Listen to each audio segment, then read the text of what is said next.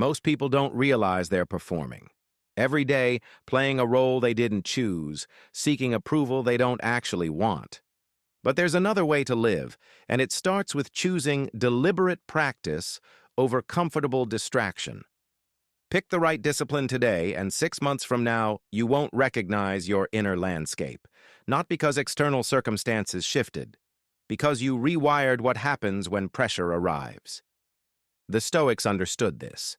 Marcus Aurelius wrote that we become what we repeatedly do in the quiet moments.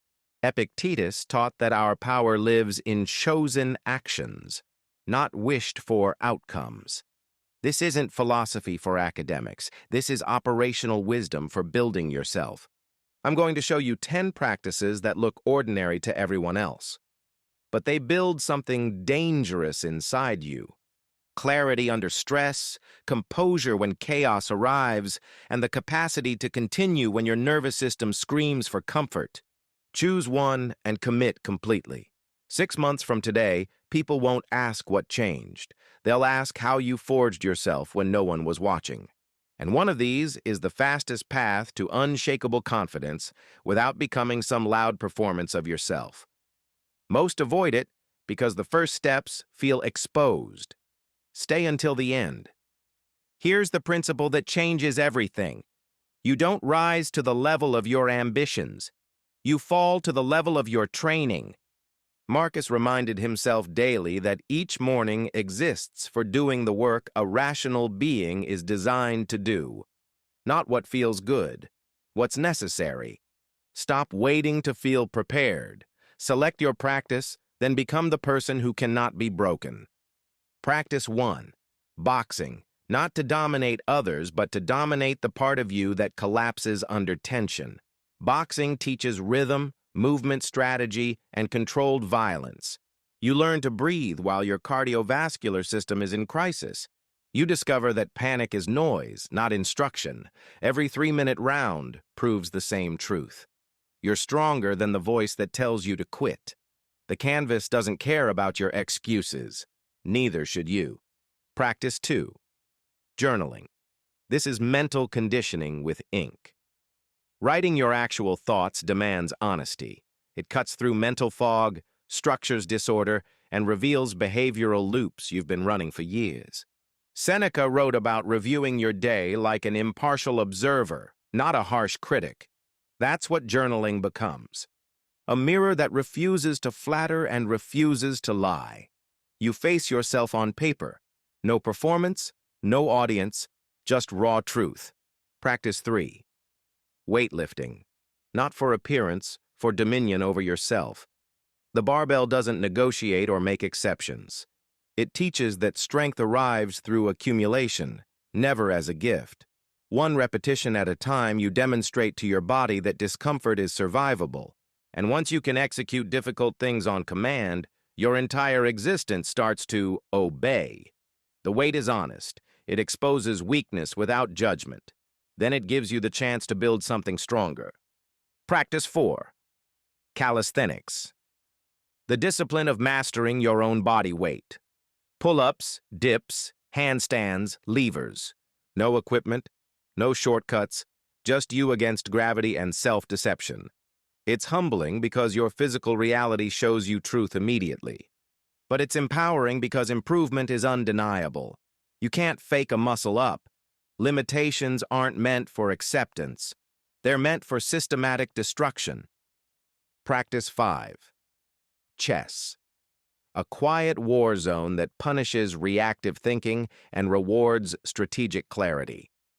Before we continue, this is where most people quit. If you're still here, you're different. Subscribe to this channel. Not for motivation, but for mental tools you can actually use. In a world of noise, we offer direction. In a world of distraction, we build discipline. Hit that subscribe button now. Let's continue. Chess teaches delayed gratification, long-term calculation, and emotional neutrality. You learn to pause before reacting. You learn to sacrifice the immediate thing to secure the important thing. And that framework applies to finances, relationships, and decisions that determine your trajectory. Every game is a meditation on consequence. The board doesn't lie about who you are when stakes matter. Practice 6. Communication training. Learning to speak with clarity and authority changes everything. Not louder, not more aggressive, clear, calm, direct. You learn how to maintain eye contact, how to organize thoughts under pressure, how to establish boundaries without apologizing. This practice upgrades your presence. Initially, it feels uncomfortable because it exposes insecurity. That's precisely why it works. Most people hide behind vague language. But power lives in precision. When you can say exactly what you mean, you become unmovable. Practice 7. Reading. One book can eliminate years of costly mistakes. It's the most efficient way to extract someone else's hard-earned wisdom.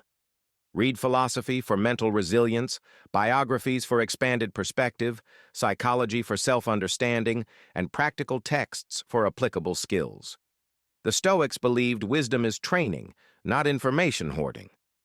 Reading isn't entertainment when deployed correctly, it's fuel. Every page is a conversation with someone who paid the price for knowledge. You get their lessons without their scars. Practice 8. Running.